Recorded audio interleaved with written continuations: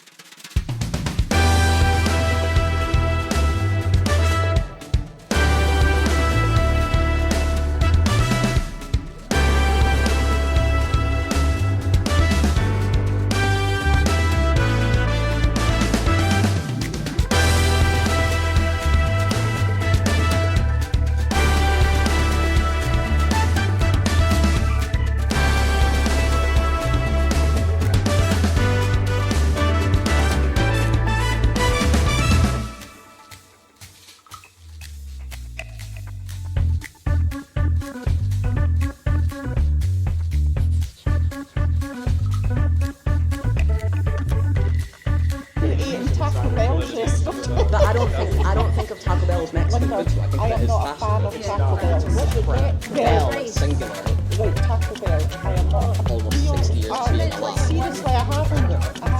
Yeah, you're in America, in the States, and like that side. Oh, I didn't get her. Oh, Yeah, we were saying this time we were here. Yeah,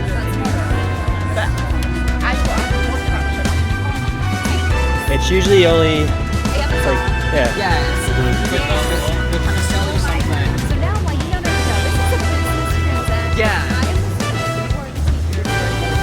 Yeah, it was very, yeah, she was very, no.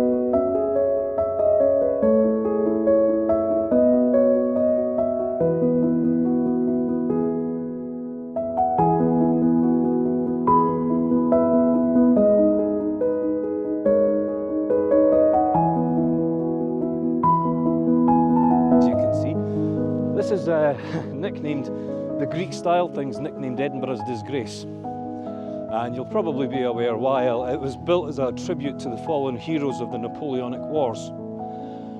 And it was never finished. Because they ran out of money, precisely. The original idea was for the people of Edinburgh to pay some of it and the government to pay some of it. So the people of Edinburgh stumped up their money, the government reneged, hence the reason, as you can see, to this day that it still sits unfinished, and that's the way that it's going to stay. But Edinburgh's Disgrace is the name that it gets, and you can understand why. It's weird when you can sort of see like a haze just.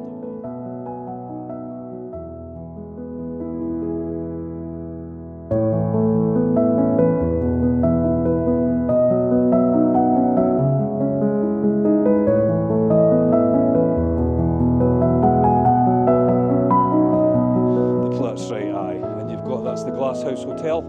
That's quite nice as well, actually. It's nice in summertime because it's got a nice rooftop bar and you get some really good views from up there also. Absolutely incredible. This is the Dougal Stewart Monument, who's another Edinburgh philosopher. You can also see you've got a spire there and you've got a tall column with a guy standing at the top. So the guy at the top's a really controversial guy called Henry Dundas. Henry Dundas, very powerful man. He was nicknamed King Henry IX because of the amount of power that he actually had. Very vain man. he decided he was of sufficient importance that the big column that you see was built in his honour. Needless to say, he didn't pay for it. It was paid for by the Navy, who were asked if they wouldn't mind donating some of their salaries to the building of the monument, which they, unfortunately for them, did.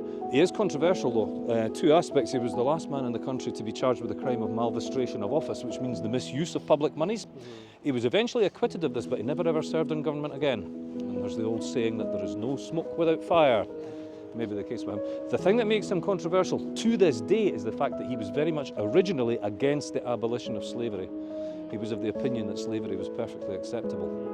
Now, because of these views, many people are very keen that the monument gets torn to the ground, which I don't think is going to happen. I think what they're likely to do, and this is the idea that they've come out with, keep it there and have it explained, because you can't erase history. He did eventually change his mind, began to realise that slavery wasn't acceptable, but this was his original view. So what they're going to do, I think, is just leave the statue, have some plaques saying some of the good things that he did, but also saying his original views as to slavery. But the faces, the cliff faces that you see, those are known as the Salisbury Crags. So crag's an old Scots word, and it basically means cliff or cliff face. So these cliff faces were formed all these many, many millions of years ago when the volcano last erupted.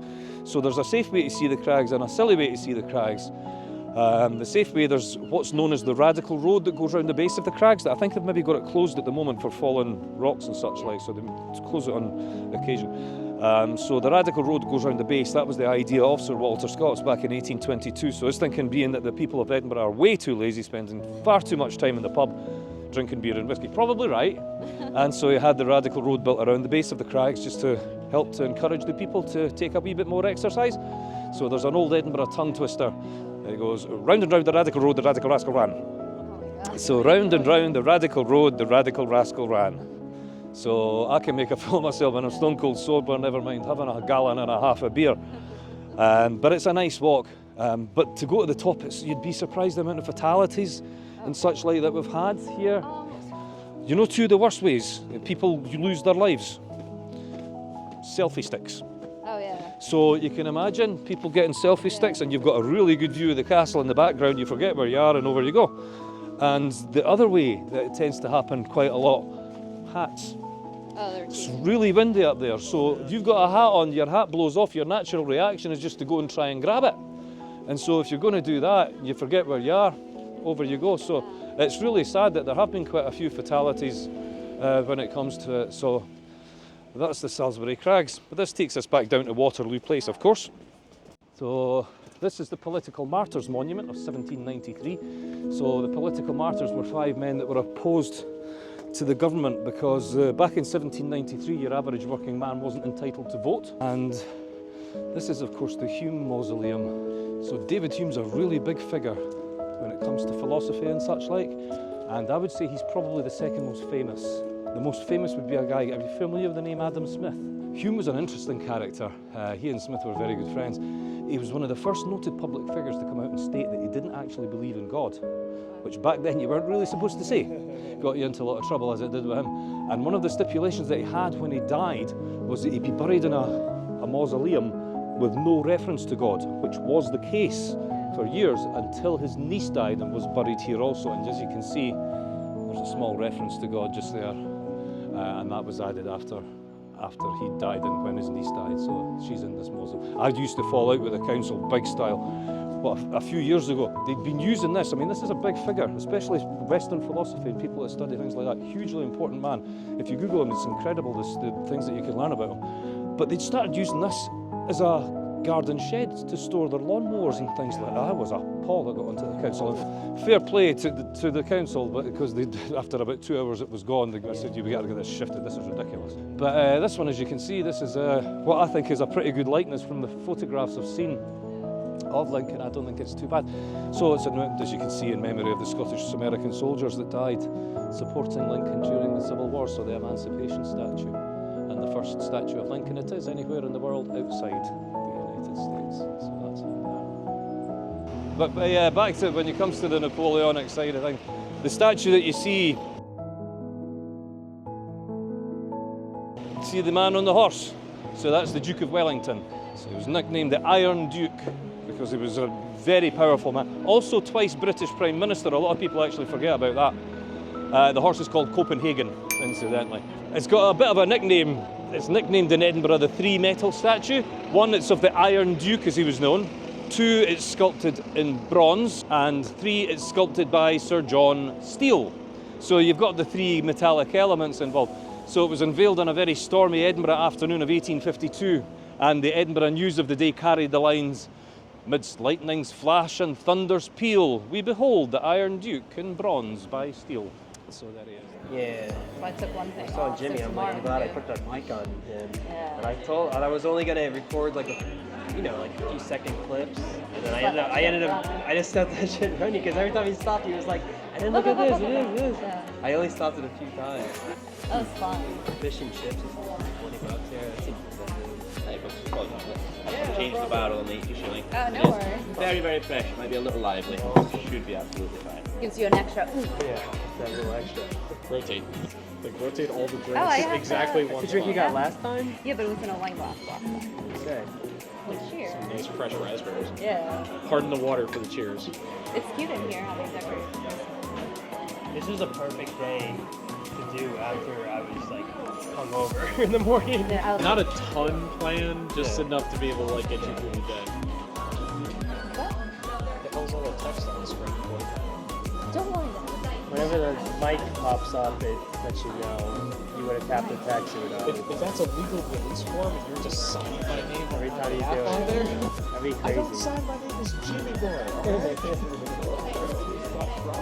these two gentlemen. Thank you. Do we have spoons? I think we need spoons. I thought that was Thank you so much. Thank you. Thank you. This soup looks pretty good. Yeah. Looks like a Just a hearty soup. Is this a it vegetable? looks like a slick pea. Like bits of potatoes. It's definitely warms up. How's your chicken, Jim? Very good. I guess. It's really good. I don't know why people give haggis such a hard time. Do you want any haggis, Judy? Yeah. Yeah, It's this a little food is hard. also filling. Yeah, it's so filling. Get this for the dogs.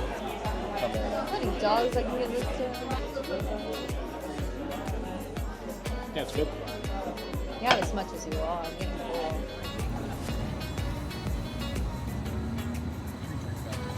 No worries. You were in the bathroom and he was fucking around with bags.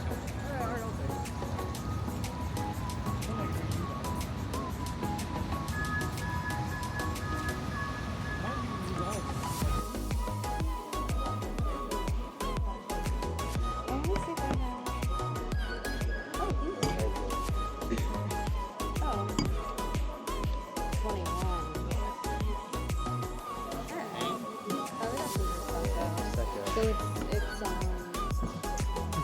classic sparkling wine, house wine, beer, or non-alcoholic. I think these are all not any kind I also have another email from Pajama time. Pajama time.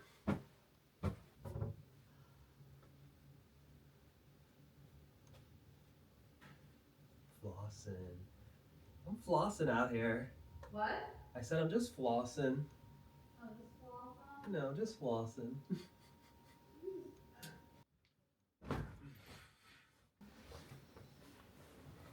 That's funny. It just We're making a movie. You go behind me.